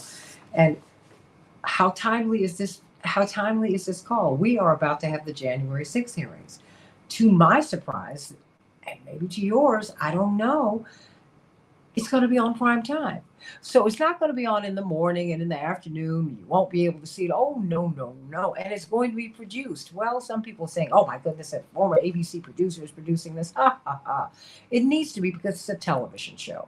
It's not something that you need to pull out your phone and stream on Facebook. This is real stuff, everybody. Not that the other stuff isn't real, but that's very important, that we're going to be able to have access to this information. I'm Santita Jackson, coming to you from WCPT 820, the nation's largest progressive talk radio station, and AM 950 radio, the voice of progressive Minnesota. Everybody, I want you to go to my YouTube channel, the Santita Jackson Show YouTube channel, Santita Jackson Show YouTube channel, and the Santita Jackson and Friends page. Hey, Daphne. Hey, Freddie Martinez. How you doing, sweetie? Robert, and let me see, and Melvin, and Kenneth, and Jewel, and Michael, Ann, and Robert, and Fanya. I said Fanya or Fanya? I hope I'm getting it right. If not, just give me a little note, because I want to get your name right. But John Nichols, let's start with January 6th. We're just not done with this. And we see that the leader of the Proud Boys and 4 top lieutenants have been charged with seditious conspiracy on the eve of these hearings. How significant is that? And what is the significance of these hearings being held at prime time? First, the Proud Boys. Sure. Well, it's great to be with you. And I think the indictment of the Proud Boys is significant. And some of these other inquiries and indictments coming out of the Department of Justice have great meaning, because they suggest that the Department of Justice is very active in pursuing key players in and around January 6th, a attempted coup in which generally, not entirely, but generally white nationalists, white supremacists, extremists sought to overturn the results of an election and to keep Donald Trump in office. Now, where it intersects with the January 6th committee is that the January 6th committee is not going to prosecute people. What it can do is identify people for potential prosecution. So as we see the Department of Justice moving on individuals who were on the lower rungs of that conspiracy, right? You have the potential that the January 6th committee reveals people who are on the upper rungs of that conspiracy, up to and including former President Trump. So this televised hearing on Thursday and the 5 hearings that follow it are a huge deal, because if they make a convincing argument that Donald Trump and some of his associates were engaged in a conspiracy to overthrow the government in a coup attempt, then you move to that possibility of a prosecution by the Department of Justice. We're talking with John Nichols, everybody. John Nichols, about the January 6th hearings that are set to begin, and they're going to be held in prime time. Do you think that Americans are going to watch? Should we watch? Of course we should, but will we watch? And, well, talk to me about that. Do you think that we're going to watch this? I think you're cutting out a little bit. Oh, I'm sorry. No, I apologize. Do you think that we're going to watch these hearings? I mean, when we were children, the Watergate hearings were riveting, but they were, as I recall, I know they were on in the afternoon. I don't know if they stretched into the evening, but it was must-watch TV when we were kids, right? Yeah, it was daytime. But why do you think they're going to show it during prime time? And do you think that people are going to watch? It's a very good question. Well, why in prime time? Because there is a sense that prime time is what matters, i.e., that what happens in the daytime is certainly consequential, but obviously tremendous number of Americans are working, active during the day, picking up kids at school, dropping off, all the other things that we do. It's also, this is falling in with, for a lot of people around the country, is graduation week. And so as a result, I think a decision was made, in fact, I know a decision was made, to go for a primetime slot. It's risky because when you go in prime time, you will obviously have the major networks, ABC, NBC, CBS, MSNBC, CNN, Fox will not cover it. But you'll have the major networks playing it. But if it's not compelling, then the ratings may not be that good. And frankly, if the ratings aren't that good, you know exactly what Donald Trump and all the people around him will say, that people don't care about this. So what the folks on the committee have decided to do is take that risk of doing a primetime production, and it is a production. They brought in technical people to make it compelling and powerful. And they're taking a chance that this will grab a huge audience, that Americans will engage with it at a very high level, and that the response to it will be an awareness, a consciousness that something far more serious occurred on January 6th than a lot of our media has talked about up to this point. And I think you will see a transition. We will see if this is the case, but I think you'll see a transition from the use of the word insurrection to the use of the word coup. And if we do see the increasing use of the word coup, I think that has a far more jarring impact on people. And so I think, quite frankly, that's what the committee is trying to do. It's trying to shake people into a recognition that this is a huge deal and that there have to be consequences for what happened. I mean, because in fact, when that happened, we were shutting down. And we now see that that these people came into the congressional office building, which they were closed. And so I have always wanted to know, how did they get in? Where were the police that day? Because they did not have the full force of the police out. There was, the Capitol Hill police. And it's just, there are so many unanswered questions. I'm wondering, you have asserted in your Nation article this week, actually from some months ago, that coup plotters need to be expelled. I mean, because you saw this and you said they need to be expelled. Are you speaking of sitting members of Congress? I mean, who are you speaking of? And why do you think they should be expelled from Congress? I mean, what are you saying, John? Well, I agree with Cori Bush, the congressman from St. Louis, who in the immediate aftermath of the coup attempt, of the attack on the Capitol, in which it should be noted 7 people died, 5 I think on the day, and several others in the immediate aftermath, and where more than 130 police officers were injured. One of the most violent riots ever seen in an American city, and certainly in the Capitol. Cori Bush's response to that was to say, yeah, we have to hold the individuals who came into the Capitol responsible for what they did. And a lot have been prosecuted. But we also have to look up the political ladder to anyone who may have given aid and comfort to those folks, who might even have assisted them in some way. And that goes all the way through Congress, through the Senate, and to the presidency. And this is a challenging thing because it takes us back to the Civil War era. And it takes us back to an amendment to the Constitution, the 14th Amendment, Section 3, which says that anyone who swore an oath of office, that would be a president, senator, member of Congress, member of the cabinet, and then violated that oath by supporting an insurrection or giving aid and comfort to an insurrection, cannot hold public office in the United States. And that's what the amendment says. It was obviously aimed toward people who had joined the Confederacy in treasonous revolt against the United States.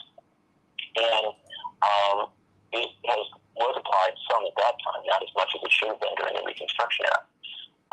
But now we have this clear amendment on the books. We have a clear insurrection. And the question is, are there people in Congress who gave aid and comfort to this?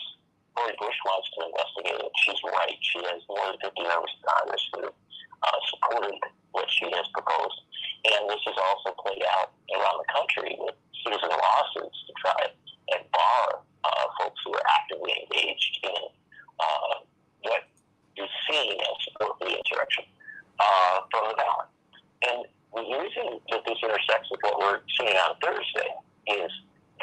Thursday, if indeed the evidence begins to point to the reality, I think, that Donald Trump is actively engaged in plotting an assault, which turned into a deadly assault, then he certainly has crossed the line as regards the 14th Amendment and should be barred from seeking office in the future. And that has huge consequences because that talks about the 2024 election.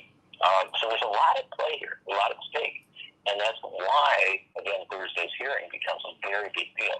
Because if you're talking about something as consequential as that, if you're talking about barring someone from the ballot, it should only occur in the most extreme of circumstances. It shouldn't be something you do casually. Then you have to convince the American people. It isn't just a legal issue or a political issue. This is really one of popular will. And that's why the hearings become such an important discussion, because they really are a discussion at some fundamental level of whether Donald Trump will be held to account and those around him, as well as members of Congress who may have also aligned with or participated in some of this. And it also does one other thing, Santita, and that brings us to the question of what systemic changes should we make to ensure that this never, ever happens again, that this is not an ongoing reality. And those systemic changes are big. You know, they go to the level even of eliminating the Electoral College. Because, of course, if there was no Electoral College, then, you know, Biden would have won the popular vote did win the popular vote by 7 million ballots. You wouldn't have had all this, you know, notion that an election is being stolen in Wisconsin or Georgia, right? I mean, that's an absurdity, you know, worrying about swinging a couple electoral votes this or that if you have a 7 million vote victory, right? So that's the kind of stuff structurally that will get talked about, as well as the, you know, obviously lesser statutory moves. But all of this gets to the core question of whether we, as a country, can, through direct action against individuals, but also through systemic actions, get to a point where we can say that we've shored up our system to the extent that it cannot be overturned by a violent mob. I want you to call me at 773-763-9278. 773-763-9278. Do you plan to watch? I do. And I think that you should too. We should know all the things that are going on. And I think that all the networks, including Fox, should be televising these hearings. I think it's the public good, everybody. There's nothing more important. Nothing more important. We need to know what happened, and questions need to be asked and answered. That's it. That's all. We need to know what happened. We need to know how this happened.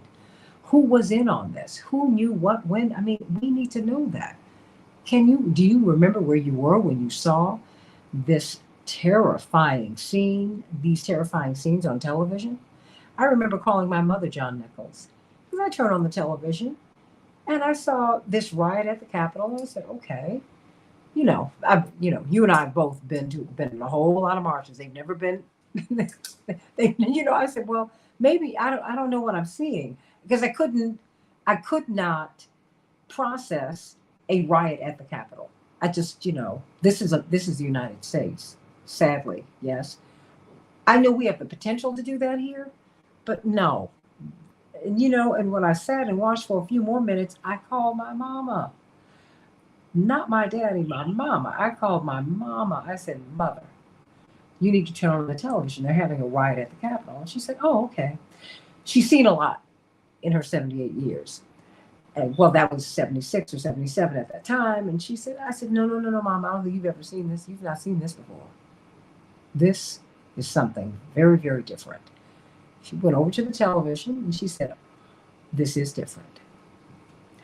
And she said, and that was part of the genius of Dr. King and the divinity of Dr. King. She said, because it could have gone that way with us, but Dr. King wouldn't have it.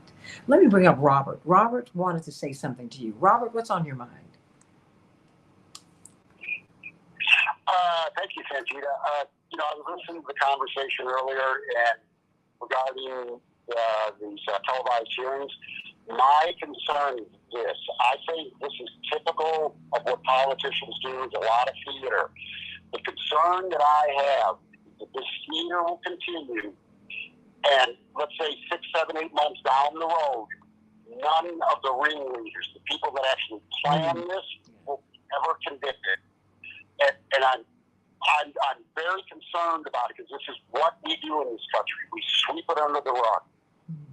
Mm. Stay right there, Robert. John, why don't you speak to him? Yeah. Well, Robert, I couldn't agree with you more. I think that is the deep, deep concern. This country has again and again failed when it comes to accountability. And those failures lead to impunity. They lead to new leaders thinking that they can get away with whatever they do. I think Donald Trump, unquestionably, when he came to the presidency, looked at everything that had come before him and said, you know, you do whatever you want. That was certainly how he operated in the White House, and certainly it looks to be how he operated on January 6th. And so that is exactly what we have to be concerned about.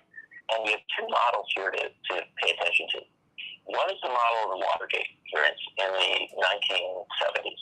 Those hearings, which were both at the Senate level and the House level and extended over quite a period of time, even some of them going back to 1973 and extending into 74, those hearings led to a number of major developments. We saw the prosecution of key players around Richard Nixon. We saw the threat of impeachment and Richard Nixon's determination to leave office midterm. And we saw a great deal of legislation as regards campaign finance reform, ethics, how we do our politics. Some of those things were later struck down by the courts. But we saw real action, policy action. That's one model. The other model is Iran-Contra in the later 1980s. When the Iran-Contra hearings took place, a lot of information was put out there, but it led to no accountability for Ronald Reagan, a minimal level of accountability for those around him, and very little action from a policy standpoint. And so you had the theater of hearings in the late 1980s, but you didn't have the reality of accountability or policy shift. So that's what we're really looking at here, the question of, do we have something that extends from the Watergate model that actually leads to some major action, or do we have something that extends from Iran-Contra, which I think ultimately ended up feeding frustration and feeding a sense of cynicism about what can happen. So, Robert, you go to exactly the point that we should be concerned about, and it's what we'll be watching for, not just on Thursday, but in the weeks to come as additional hearings are held. Robert, did that help you? Robert, did that help you? Yeah, I did. One final comment. The most important thing that we as the people can do is start to demand that the language change around describing this threat. It's like the other day, AOC used the word oligarchy. We need to start to use and describe our society for what it really is, not according to the fairy tale mythology we were told. And that's it. Have a great day. You know what, Robert? Oh, bless your heart. Isn't he the sweetest? But I agree. Thank you, sweetie. I just thank you. Wait a minute. Say that again on the air. Turn on your radio, Santita. You are so sweet. Thank you, Robert. That means so much, because I'm going to tell you. But we just try to bring people like John, who you need to hear more from. We just try to bring them to you, because you have a lot of people. I mean, I should be hearing John Nichols on one of the corporate networks, because we're major here also every day, but I don't. But it's because he's a truth teller, but that's okay. You need to get his book, Coronavirus Criminals and Pandemic Profiteers. You need to get that, as we hear that 82 million doses of these vaccines were tossed out. They were, because people didn't take them between the end of 2020 and now. And then, fighting for the soul of our democracy. Two of the seminal books for our time that really capture the zeitgeist, the spirit of our times, he's written. You need to get The Fight for the Soul of the Democratic Party. It's not just about the Democratic Party. It is really about the fight for the soul of the nation, and Coronavirus Criminals and Pandemic Profiteers. It is a mind blower. What do you want us to look for tomorrow night? Because I think that Robert makes a brilliant point about talking about the oligarchs. Thursday night. The oligarchs. I mean, because we talk about the Russian oligarchs. Everybody has an oligarchy but the United States. Okay, everybody has coups, but we do, and everybody has coups but the United States. And I think that you're right. We've got to reframe this. But tell me, in these last 3 minutes, why do you want to reframe this as an attempted coup? Why? Sure. Well, I think we have to understand what it was, and I think people were very cautious. If you remember back to January 6th, people didn't quite know what to call it. Yeah. Because, as you say, we haven't had a lot of experience with this specific assault on a capital like this now since 1814, when the British were attacking during the War of 1812. And so I think that we struggled with the language about this, and we sort of settled for a time on insurrection. And insurrection is a powerful term, but it doesn't have clarity. Who is the right term? Because a coup is the elected or chosen government of a country. And there are different types of coups. I understand there's the classic coup d'etat where the military takes over, and we've seen that in countries around the world. But there's also something referred to as a self-coup, and that is a coup by a sitting official who is legally bound to leave office, who determines that he or she is going to stay, and uses their power, sometimes militarily, sometimes politically, sometimes extra legally, to remain in office. And we've seen this in countries around the world. This is not unheard of, where dictatorial figures extend their time in office, cancel an election, do all sorts of things to remain in power. We have to understand what happened on January 6th in that context.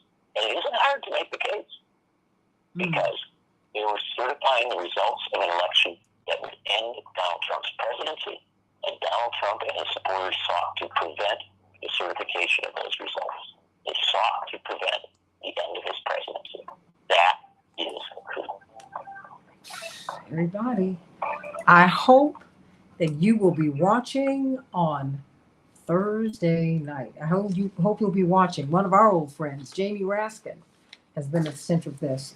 In fact, when he headed up the Harvard Students for Jesse Jackson in '88, when he was at the Harvard Law School, and his first job, he reminds us all the time, his first job out of law school was as a general counsel, everybody, for the Rainbow Coalition. So many of us got our starts there. And the last minute belongs to you, John Nichols. Well, I appreciate people tuning in. I appreciate all the nice words that have been said about Santita's show. They're right. This is an important show. Watch the hearings on Thursday night, and then tune in on Friday morning and hear what Santita said about this. Because the fact of the matter is, the hearings are a big deal. What you see, but then also the analysis, what depth we can bring to it, what understanding. That's how this discussion really takes off. Wait a minute. This is an vital time for us. I've got dibs on you. I had to interrupt you. You gonna come on the show on Friday at some point? I'm serious. Because I know the BBC, I know everybody in the world, literally in the world, gets you. But at some point, somewhere between 6 and 8, will you come on? Seriously. Absolutely. Yes, I think we can do that. Even if it's just for 5 minutes, John. Even if it's just for 5 minutes. Okay. Okay, just let me know.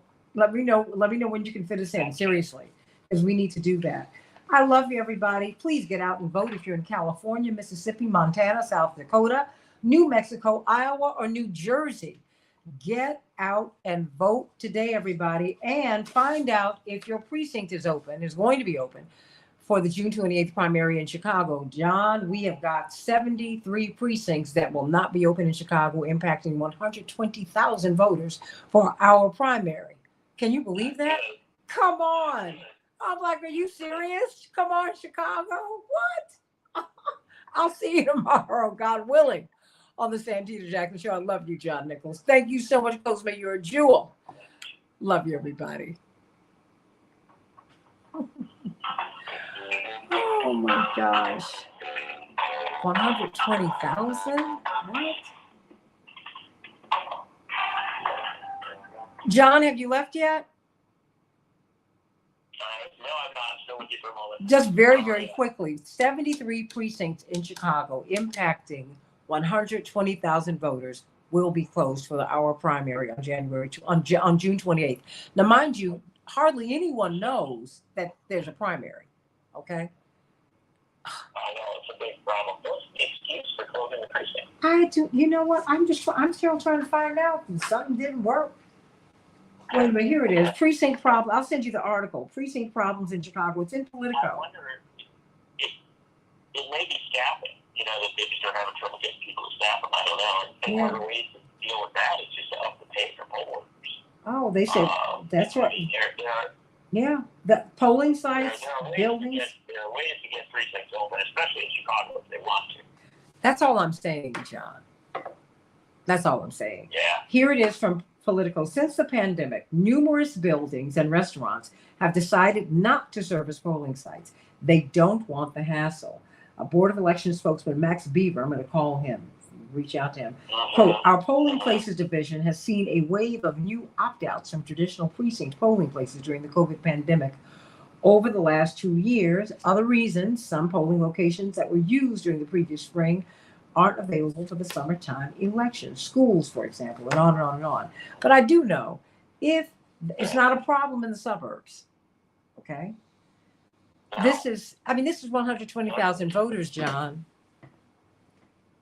100. Yeah, it's a huge deal because people know where they vote, right? Yeah. And you know what one of the big problems I can tell you what the problem is, almost certainly. And that is that you move the voting date, right? Mm-hmm. Primary is being, used to be in March, and now it's been moved to June. And that does have an impact because schools are on different schedules in June and they are in March and other places as well. And so somebody should have been planning for this, right? Yes, come on. I know that June is different than March because I went to elementary school and high school, and everybody else should know that as well. So the failure to plan becomes an excuse, right? And so if you want to push back on this, what you need to get to the heart of is, why, when they knew long ago that the primary date was going to be changed, they didn't make accommodations to assure that they would have an adequate number of polling places.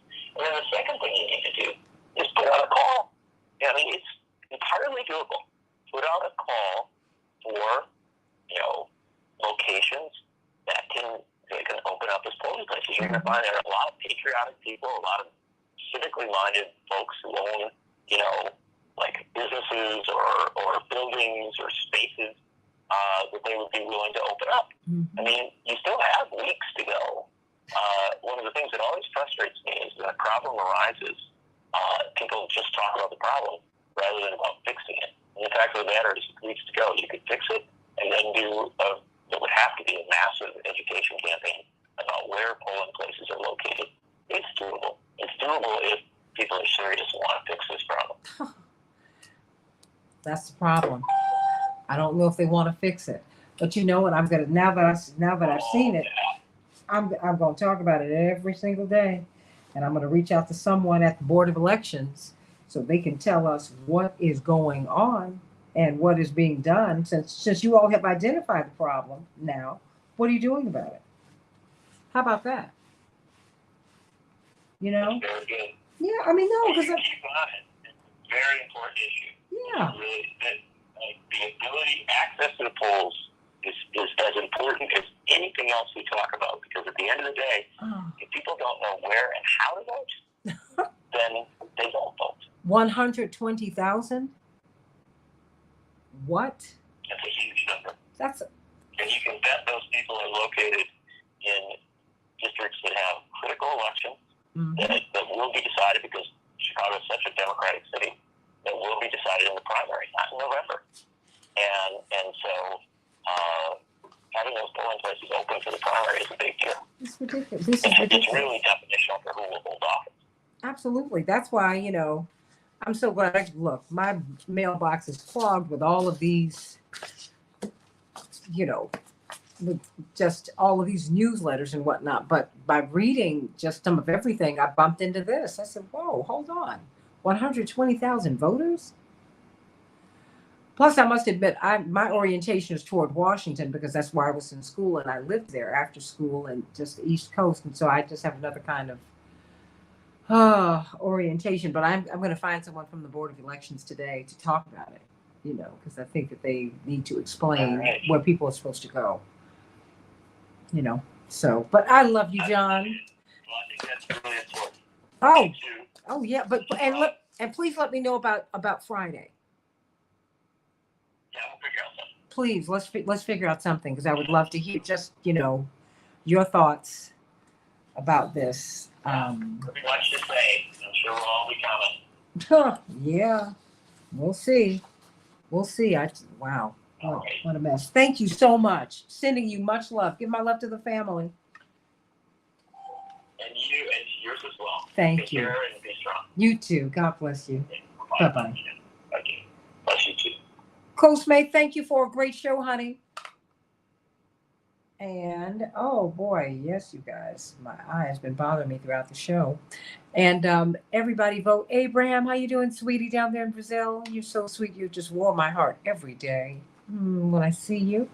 Laura, hey, girlie. Kenneth and Robert and Jarvis and L. Stanley Davis and D-Ray. Hey, girl. Let's see. Rock on the mic. Oh. But I'm about to go. I love you. Love you. I will see you tomorrow, Lord willing.